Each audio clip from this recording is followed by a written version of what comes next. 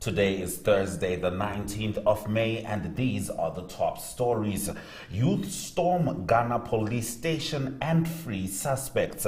One person died and 5 others are receiving treatment after a group of protesting youth stormed a police station in Ghana's northern town of Nkoranza, police say. The protesters also freed some 6 suspects from police cells during the chaos, police said in a statement on Wednesday. The protests on Tuesday followed the killing of a 28-year-old suspect by police during an operation targeting armed robbery suspects in the area.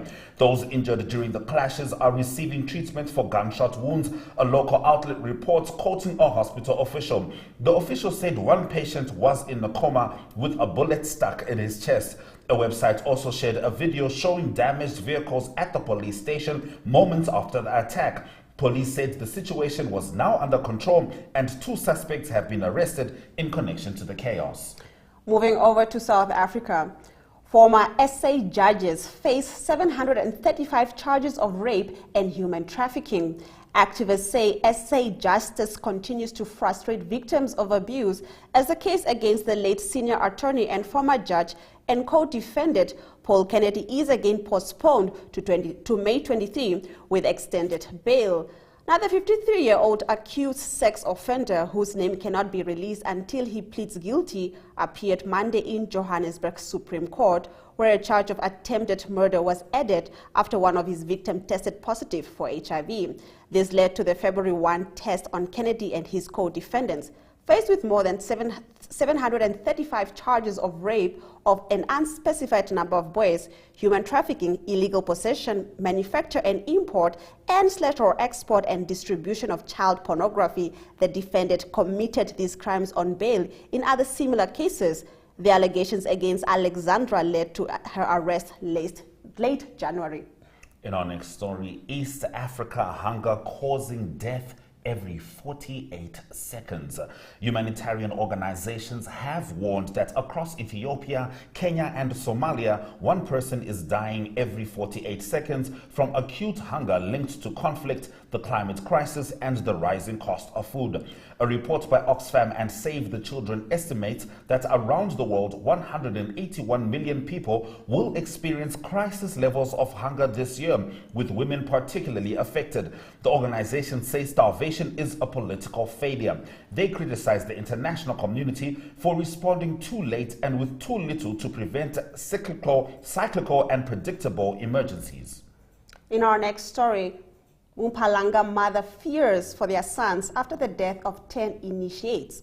Fear and uncertainty prevailed in some areas of Mpumalanga this week after it emerged that 10 initiates had died in various areas of the province since the start of the current initiation school season. Now, thousands of boys went to different initiation schools on the mountains on 28 April to undergo the traditional rite of passage to manhood, which is popularly known as Ingoma. Now, they're expected to spend 2 months on the mountains before they graduate and return to their homes as men. Mpumalanga police spokesperson Brigadier Selvi Moholala confirmed the deaths of 10 initiates on Tuesday, but did not immediately say which areas were affected. He said their bodies were taken to government mortuaries for a post-mortem. Cases of culpable homicide and inquest dockets have been opened for investigation, said Mohalala. Several single mothers of some of the boys at initial schools told News 24 they were worried about the safety of their sons. They said their concerns were aggravated by the fact that the men who ran these initiation schools were not revealing anything about the state of their sons' health. This, they said, was because it was taboo in many African cultures for men to discuss initiation matters with women. Pollution killing 9 million people a year. Africa, the hardest hit, according to a study. Worsening outdoor air pollution and toxic lead poisoning have kept global deaths from environmental contamination at an estimated 9 million per year since 2015, countering modest progress made in tackling pollution elsewhere, a team of scientists reported on Tuesday. Air pollution from industry processes along with urbanization drove a 7% increase in pollution-related deaths from 2015 to 2019, according to to the scientists' analysis of data on global mortality and pollution levels. State programs to cut indoor air pollution and improvements in sanitation have helped to curb the death tolls in some places. In Ethiopia and Nigeria, these efforts brought related deaths to drop by 2/3 between 2000 and 2019. All right, that brings us to the end of the first half of our top stories. After the break, we talk about US seeking a law to monitor Russia's activities in Africa. Stay with us.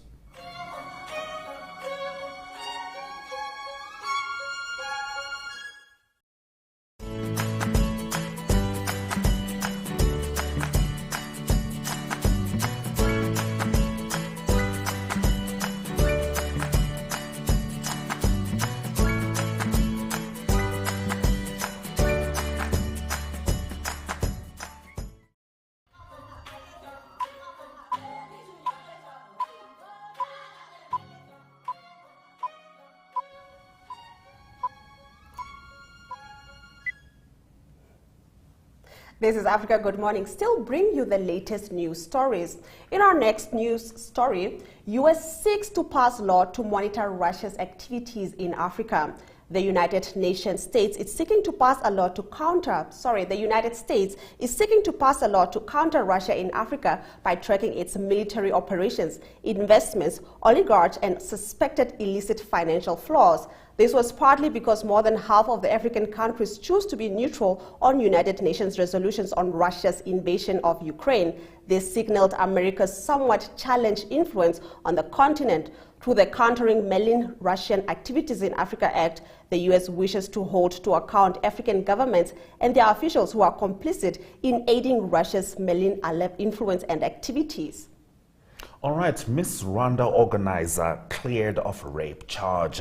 A court in Kigali has dropped a rape charge against the Miss Rwanda pageant organizer, but said he will be prosecuted for other alleged sex crimes. The court on Monday also denied Dieudonné Ishimwe bail following his arrest last month. Mr. Ishimwe was accused of rape, soliciting or offering sexual favors, and harassment against the pageant contestants. He denied all the charges last week. The judge said there was insufficient evidence to charge Mr. Ishimwe with rape, but the judge said the suspect would face charges of soliciting sexual favors and sexual harassment. The accusations against Mr. Ishimwe are among the most discussed topics among Rwandans on social platforms. The Rwandan government last week suspended the Miss Rwanda beauty pageant following the arrest of its organizer. In some rather sad news, Burkina Faso rescuers find no survivors in flooded mine rescue chamber. Rescue workers have found no survivors in a rescue chamber deep inside a flooded zinc mine in Burkina Faso, the government and the mine owners said on Tuesday, all but extinguishing hope that 8 missing miners could still be alive after a month. Now, the Pekowa mine, owned by Canadian firm Trevali Mining Corp. And located about 120 kilometers west of the capital, Ouagadougou, was abruptly submerged on April 16th after torrential rain fell unexpectedly during the country's dry season. There had been faint hope during a month-long search and rescue operation that the missing men might have reached the rescue chamber, which is stocked with food and water and located around 570 meters below ground. The rescue teams have opened the refuge chamber. Unfortunately, it is empty, the government's information service said in a statement. Trevali said the refugee chamber had been found intact and it was now clear none of the 8 missing workers had reached it. Mozambique confirms wild poliovirus case. This is according to WHO. Health authorities in Mozambique today declared an outbreak of wild poliovirus type 1 after confirming that a child in the country's northeastern Tete province had contracted the disease. This marks the second imported case of wild poliovirus in southern Africa this year, following an outbreak in Malawi in mid-February. So far, one case in Mozambique, the country's first since 1992, has been detected. The virus was found in a child who began experiencing onset of paralysis in late March. The case in Mozambique and the earlier one in Malawi do not affect Africa's wild poliovirus free certification because the virus strain is not indigenous. Africa was declared free of indigenous wild polio in August 2020 after eliminating all forms of wild polio from the region. Mozambique recently carried out 2 mass vaccination campaigns in response to the Malawi outbreak, in which 4.2 million children were vaccinated against the disease. Moving over to South Sudan, 28 killed in attempted cattle raids. 28 people have been killed during attempted cattle raids in the north of South Sudan, as security officials said on Tuesday. The attacks occurred on Sunday and Monday in Leah County in the Unity State. Leah County Commissioner Stephen Tecker said the attackers were young men from the neighboring areas of Mayandit and Kosh counties, he told AFP. Now, Reverend Stephen Kulangjich of the Leah Presbyterian Church said the attack started late Sunday and continued until Monday morning. They then picked up again on Monday afternoon.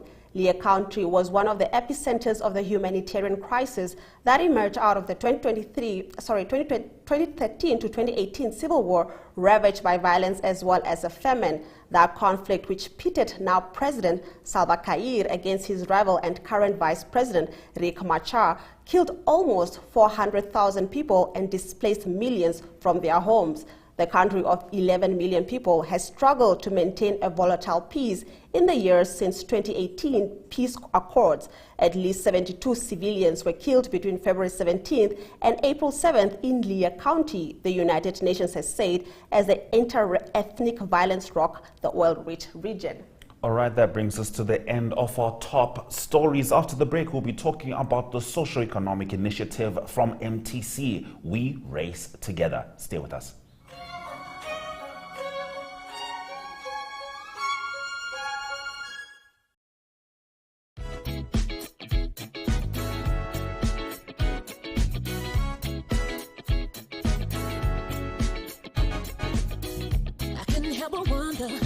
Love would come my way, sitting waiting for my life to start. Oh yeah, I couldn't help but wonder if I'd see a brighter day, that I would find some peace of mind, and love would fill my heart. Thanks to you, I got a reason every day to keep believing I can do.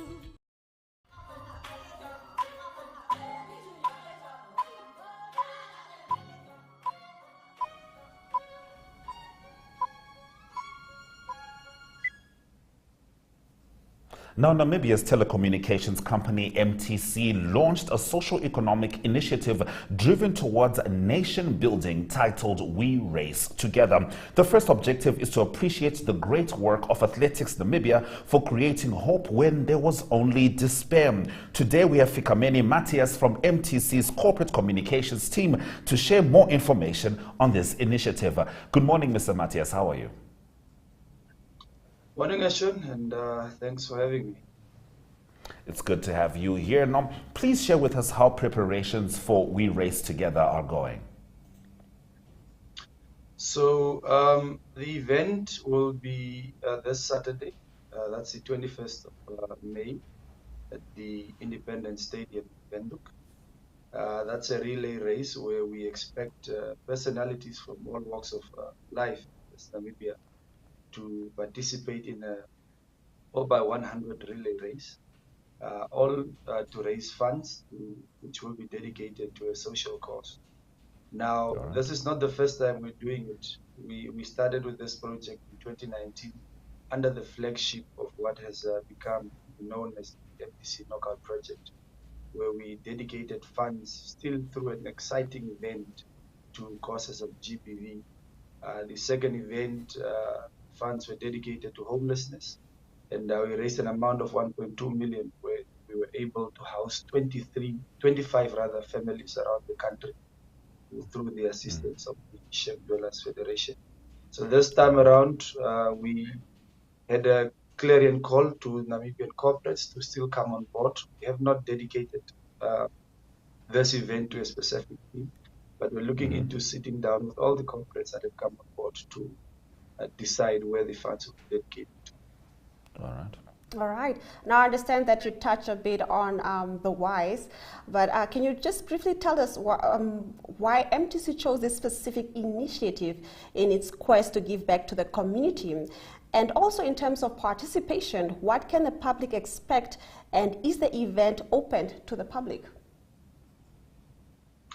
Thank you for that question. Why MTC chose this is we exist in a society where corporate Namibia, especially really companies that are making millions out of this country, very big. So we're creating that platform, whether you are in agriculture, whether you are in education, whatever your organization field exists. We're saying when a homeless person comes and knocks on a door of a company that's very technical and its focus is only perhaps providing electricity, do not turn them away.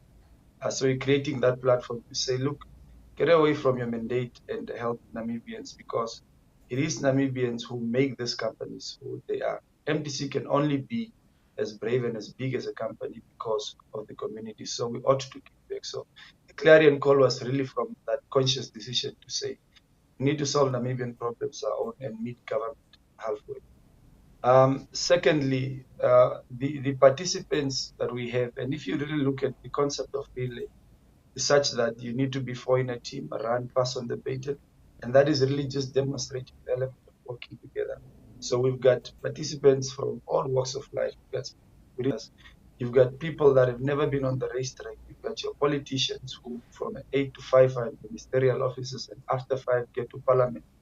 You've got artists. So we've got all these people, young and old, black and white, having to work together. And that is really the message behind here and what we're trying to do with these participants, to say, regardless of where you come from, there is a brother out there who's in need of help. And because you cannot help him alone, we need to all work together. All right. Okay. Now, I'm going to put together a couple of questions together because you've been touching on a few of our interesting aspects, the aspects we wanted to find out. So, from a community perspective, what are the benefits of such an initiative? You have been highlighting that. Will this event be once off or continuous? And of course, corporates are hesitant when it comes to plowing back into the community in nature. What is your message specifically as MTC to other corporates? A mouthful of questions there indeed. This event is important, particularly in at the current times, because the country is growing.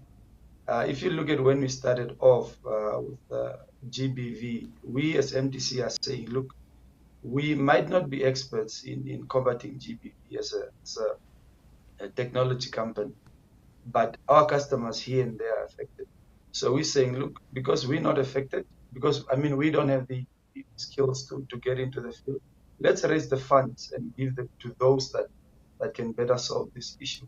So it's really from that angle where we're taking it to say, look, do not shy away, because it's not your issue at the moment, because when it becomes your issue, you would need support, and that's why we need each other. That's why corporate and to come on board here. Secondly, why we're doing this is to benefit the nation out there.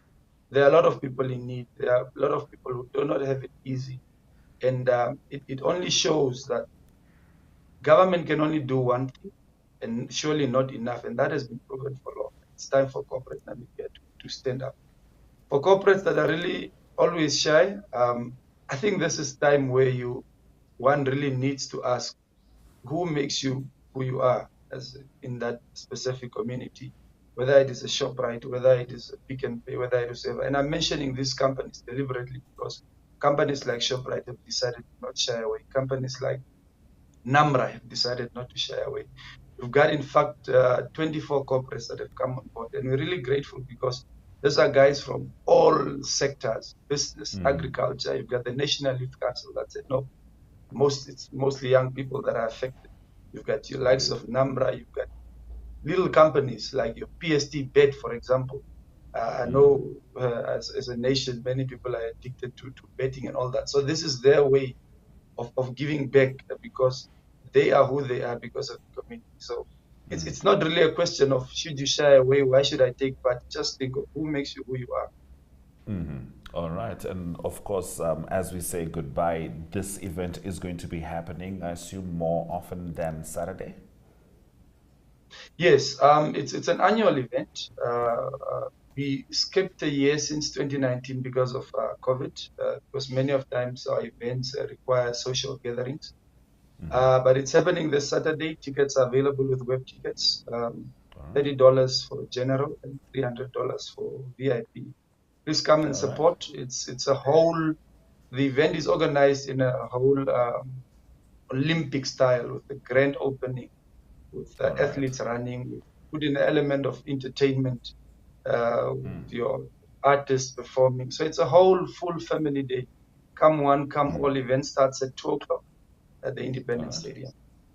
All right, sounds exciting. We can see you in your tracksuit, so you're definitely ready to run. But thank you very much, Matthias Fikameni, for highlighting more, expanding more on the We Race Together initiative from MTC. Thank you very much. All right, it's always good to see what's happening in the community. And we're definitely attending, right? I cannot run, but if there's any talking, any running of the mouth needed, I certainly probably will be there. By all means, do go and support We Race Together if you have plans this Saturday. This is Still Africa. Good morning. More news after the break as we cross over to the House of Stone, Zimbabwe.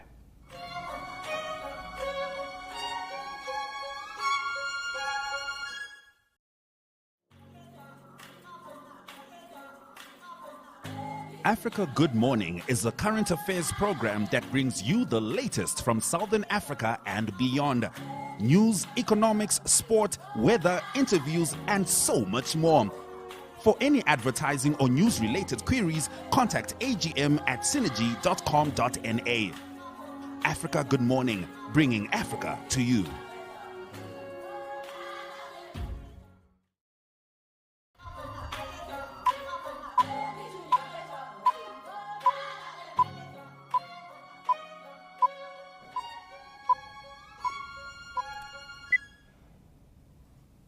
We now cross over to the House of Stone, speaking to Talent Gore, who is bringing us the latest news on the ground. Good morning, Talent. Good morning, Glenora. Good morning, Ashwin. How are you doing this morning? We are doing awesome. It's our 400th episode. 400th episode, yes. So I understand your... Congratulations, congratulations. Thank you, thank you. Congratulations to all of us. Yes, indeed. Now, I understand in your first story, the central bank yesterday lifted its temporary suspension of lending services by banks yesterday after the policy triggered sustained protest from industry, commerce, and the public in general. Can you expand on this? So earlier this week, I reported that the central bank, the Reserve Bank of Zimbabwe, had suspended lending services by banks. So barely 8 days after the suspension was made, the central bank has since reversed that suspension, and they have lifted it after there was an outcry from the public, industry and commerce. So the Reserve Bank hasn't given us the reasons why they have decided to lift the ban, and they haven't told us whether the reasons why they had imposed the ban in the first place have been addressed. So in a statement, the bank said that it wishes to advise the public that the temporary suspension of lending services by banks has been lifted with immediate effect. However, the lifting of the suspension does not apply to those entities that are under investigations by the Financial Intelligence Unit for abusing loan facilities to the detriment of the economy. So when they imposed the ban, the central bank said that the ban was meant to contain exchange rates implosion and the rising inflation in the country. So as of now, they haven't told us whether the reasons they had imposed the ban in the first place have been addressed. But as of now, they have since lifted the suspension. All right. Now, the government has announced mandatory blending of fuel with ethanol. Fuel with ethanol sounds very interesting, but this has increased it from E10 to E20. Could you explain what that means? Okay, so I think in April, I did a story whereby the government had said that they were going to be blending fuel with ethanol with ethanol 10. Initially, Zimbabwe wasn't blending fuel; it was at E0. So from then they introduced ethanol 10, and now they have since said that they are going to be blending it again to ethanol 20. So this then means that fuel prices will then decrease. The announcement was made by Minister Monica Mchanga during a post-cabinet briefing, which said that cabinet has adopted resumption of petrol blending at E10 from April 25, 2020, which has reduced the pump price of petrol by 4 cents per litre. The blending will go up to E20 by end of May 2020, which will lead to a higher reduction in the price of petrol by 7 cents. So Minister Monica Mchanga said that this would also cushion motorists from the sharp increase in fuel prices caused by the instability caused by the Russian invasion of Ukraine, resulting in the uncertainty in fuel prices. So it then means that the fuel in Zimbabwe will be blended. So if they blend the fuel, it means that it is going to cost less than if the fuel is being sold raw without any blend. We're going to be blending it with ethanol 20 as of now. All right, so it's like adding water to milk. Maybe, but it's an interesting take, right? Yes. So I understand that the government has suspended with immediate effect import duty on basic commodities. Why is this?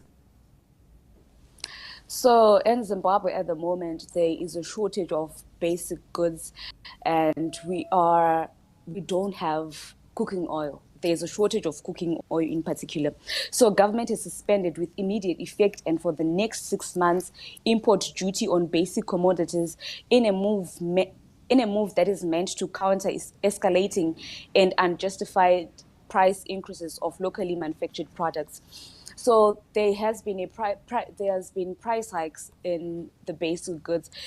So they say that they are suspending import duty for groceries. So anyone who would like to import their groceries, they can now do so.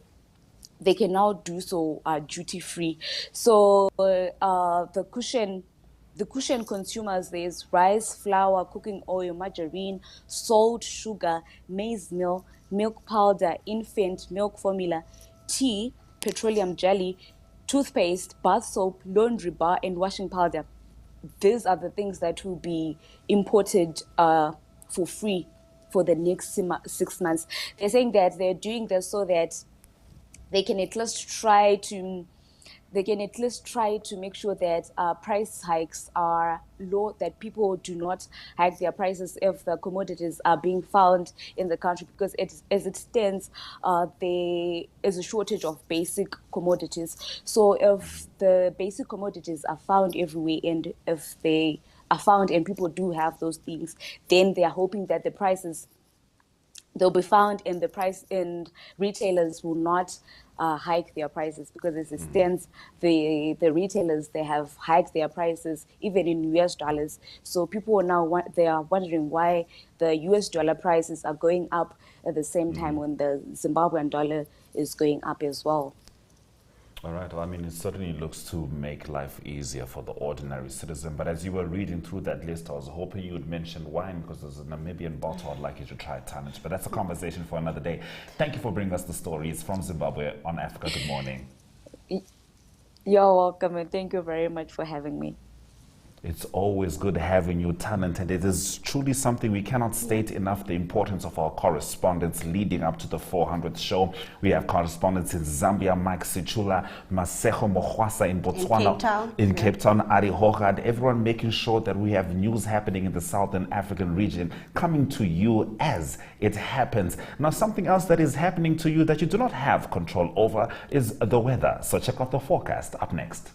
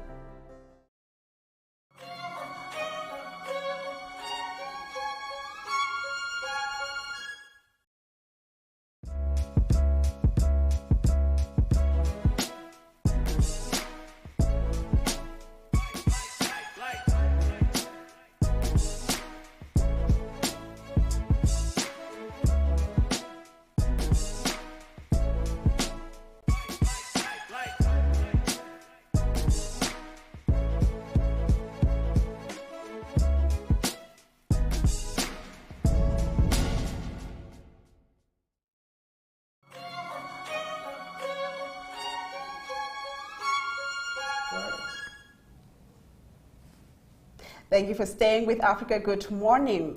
It's a good day to celebrate Namibia, which is strategically located on the southwestern coastline of Africa. Namibia offers a conducive investment climate, serving as a logistic hub and springboard into southern Africa, and the international markets. Let's take a look at what else Namibia is about in this video by the Namibia Investment Promotion and Development Board.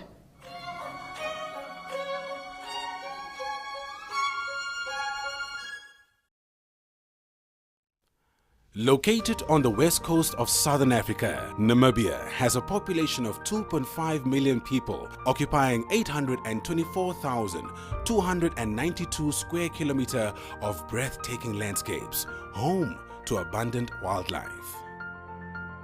Since its independence in 1990, Namibia has proven to be an African reference due to its political and economic stability, sustained by a flourishing democracy. Over the past 30 years, the country has seen the peaceful transfer of power of 3 presidencies. Namibia is a land of hospitable people with rich cultural traditions and exciting investment opportunities. Through the world-class port at Walvis Bay, the country positions itself as a logistics hub for road, rail, and sea freight, connecting neighboring countries and the broader Southern Africa development community with the rest of the world. Namibia, in reinforcing its strategic position of a logistical hub, continues to invest in infrastructural projects to facilitate easy access and movement of people and goods throughout SADC countries with a population of more than 300 million people and further access to the wider African market of 1 billion consumers through the Africa Continental Free Trade Agreement. The long-term economic and political strategy of growth is firmly based on ensuring openness to trade and external investment while advancing development of strategic key sectors of Namibia's economy: mining, fishing, agriculture, tourism, renewable energy. Namibia's vast renewable energy generation potential affords our generation with the opportunity to produce green hydrogen at unparalleled scales, thereby supporting our global objectives to decarbonize the planet.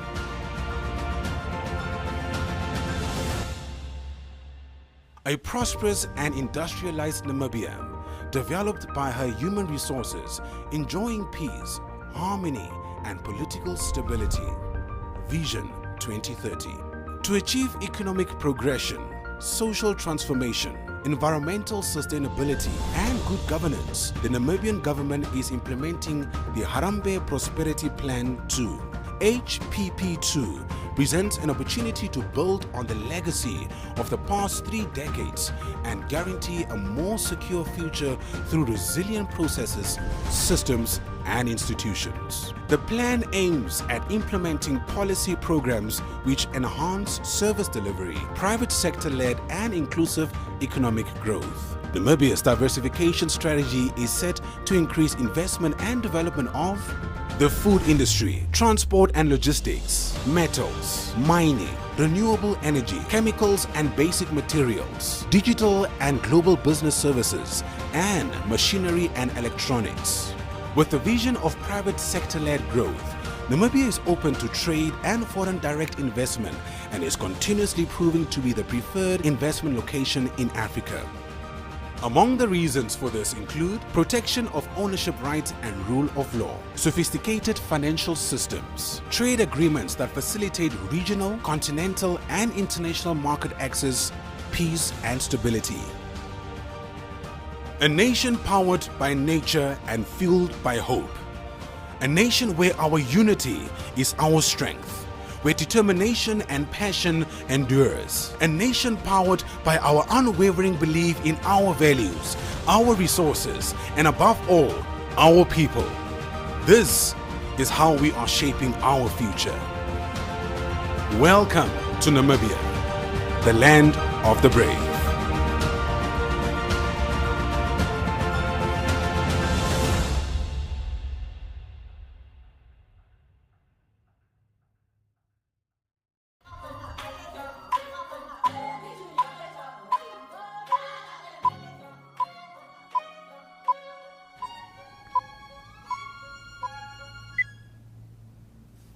Staying with economy, let's dive into your economic news stories. And we start off in Botswana, where there's an import ban on 16 vegetables, and they plan to ban more over the next 2 years. Botswana's government says it has no plans to lift its ban on vegetable imports, citing that it plans to expand its list, which comprises 16 vegetables over the next 2 years. The country's Minister of Agriculture, Fidelis Molao, said the import ban, which kicked in on 1 January, is imperative to supporting farmers in Botswana and fostering agricultural independence. Molao said Botswana's 9.2 billion pula yearly spend on food imports was a major concern for the nation, and said that the country needed the policy to make it more self-sufficient and protect and support local farmers. When the long-term ban was announced in December 2021, the country planned to review it every 2 years. Molao said the ban would be reviewed only to expand the list of restricted vegetables and not to loosen it. In our next story, 10% of workers at Indian-owned Mozambique coal mine are on strike. Over 500 workers at a coal mine in Mozambique, owned by a subsidiary of an Indian company, have been on strike for a week, the company said in a statement on Tuesday, hurting coal production at a time of peak coal prices. Now, the striking workers, who make up around 10% of the 5,300 strong workforce at the Mowites mine in central province of Tete, are demanding compensation from Vulcan following its purchase of the mine from Brazilian miner Vale, Vulcan said. Now, Vale SA said in December it had agreed to sell the mine in a $270 million deal that included a connected railway corridor to Vulcan Minerals, a subsidiary of India's $18 billion Jindal Group. Now, the statement did not say what steps the company was taking to resolve the issue and by when it foresees an end to the strike, but said it would respond to the workers' claims by May 20th. Now, the $18 billion Jindal Group also operates Girodosi coal mine in the Tete province of Mozambique. Now, moving on to South Africa, inflation hits 5.9% for third time in 5 months, with big hikes in fuel and food. Annual consumer price inflation remained unchanged at 5.9% in April 2022, Statistics SA reported on Wednesday. This is the third time in 5 months that the rate hits 5.9%, which is close to the Reserve Bank's upper target rate for inflation of 6%. Consumer inflation last breached 6% in 2017. Transport costs were 14.7% higher than a year ago due to higher fuel prices. Despite the temporary reduction in fuel levies in April, fuel prices were 29% higher than in April 2021. Food prices have surged as the fallout from the Ukraine war disrupted supplies of staple grains and vegetable oil. South African wheat prices are currently at record high levels. Meat prices rose by 1% between March and April, with stewing beef up 2.8%, mince up 2.2%, and individually frozen chicken pieces up 1.4%, seeing the biggest increases. In our last economic news story, Ghana starts gold purchase program to strengthen currency. Ghana has started a bulk purchase program to buy gold locally to raise the gold component of its reserves, Central Bank Governor Ernest Addison said on Tuesday, in a bid to strengthen the steady currency without increasing inflation. We have started a bulk purchase program domestic, where we buy gold locally and try to raise the gold component in our level of reserves. This is where the currency focus is, Addison said at a conference. Now, the gold, oil and cocoa producing countries saw consumer inflation rise to an 18-year record of almost 24% in April, despite efforts to contain price hikes and spur recovery. Now, the Ghana said it saw the worst depreciation against the dollar of any currency besides the Russian ruble between January and March, according to Reuters data. Its value has mostly stabilized since then, although it experienced another downturn over the last week. All right, that brings us to the end of our economic news stories. Before we get into the sports with Ari, your economic indicators.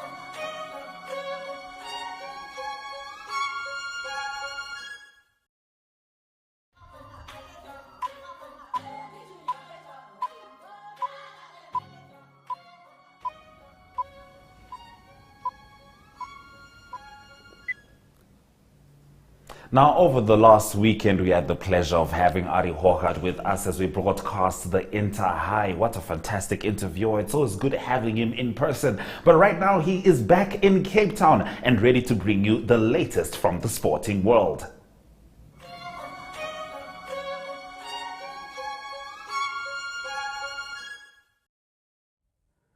Good day everyone, welcome to International Sports News, and it is soccer we start off with. It is still English Premier League that is building up to a very big finale this coming weekend.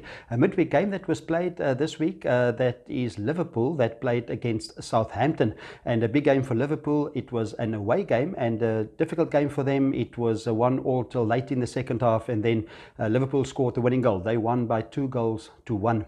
That means that it's all to play for this coming weekend. That just 1 point in it again at top of the table. That is Manchester City. They've got 90 points, 89 points for Liverpool. Both played 37 games. Just one game to go this coming weekend. All the games will be played on Sunday at the same time, and it is Manchester City that will host Aston Villa. They're 14th on the log at the moment, and then Liverpool, they have a slightly more difficult game. They're hosting the team that is 8th on the list at the moment, on the log at the moment. That is Wolverhampton, and like I say, all those games will be played 5 p.m. that is South African time on Sunday. News from Liverpool is that they do struggle with injuries before this weekend game.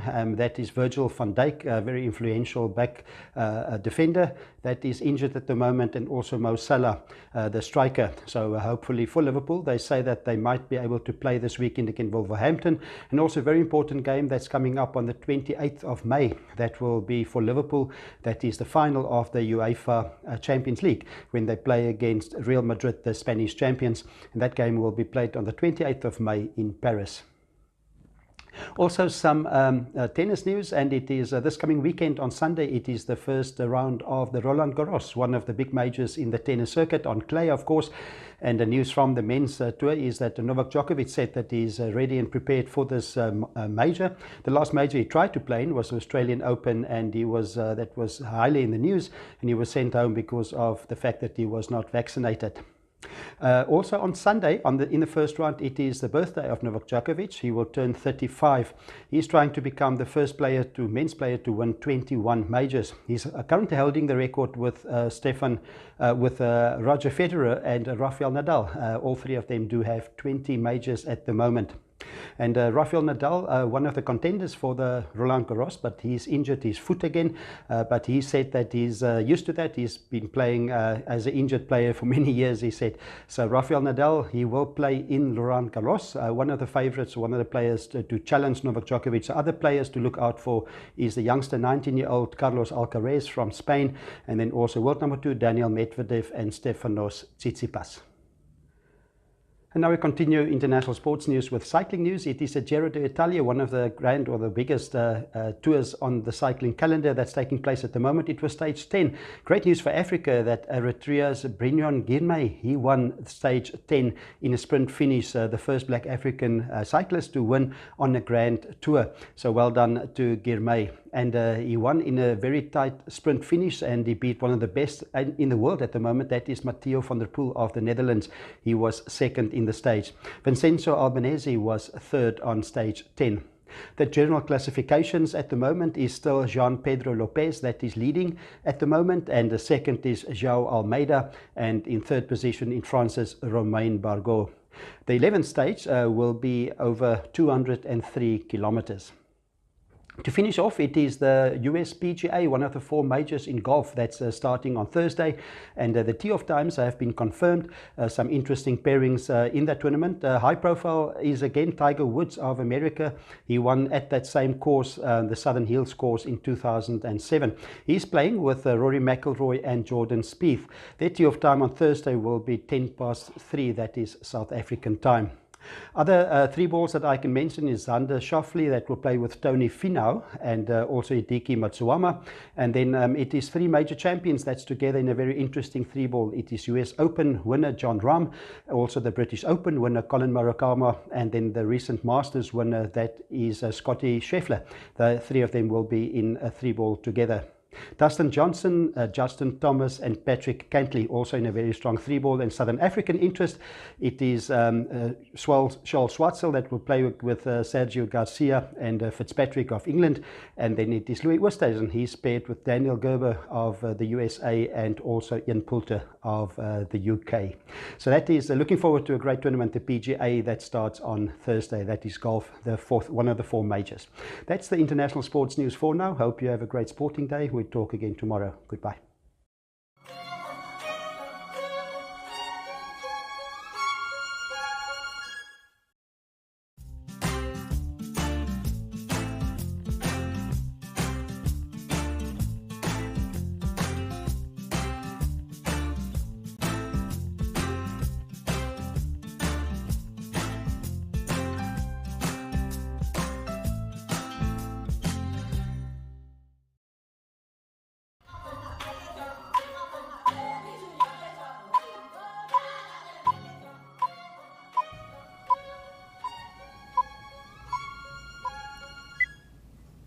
Thank you for staying with Africa Good Morning, not just this morning, but throughout the last 400 episodes of bringing you the pertinent stories stemming from Africa and beyond. Let's have a look at the highlights from this morning's broadcast. Youth storm Ghana police station and free suspects. Former South Africa judge faces 735 charges of rape and human trafficking. East Africa hunger causing death every 48 seconds. Mpumalanga mothers fear for their sons after the death of 10 initiates. Pollution killing 9 million people per year in Africa being the hardest hit. Botswana, with an import ban on 16 vegetables, plans to ban more over the next 2 years. Those have been our stories. And with that, we've come to the end of our show. Thank you for joining us on this lovely Thursday morning and for our 400th show. Now, do remember that Africa Good Morning is repeated on our 1up2 website and our DSTV channel 285 and our Gotv channel 94 between 8:30 and 9:30 a.m. And if you have any contents or regarding our program, do share them with us and we'll gladly include them in our program. I am Glenn Rashipura. And I am Ashwin Berry. Swera Zwakanaka.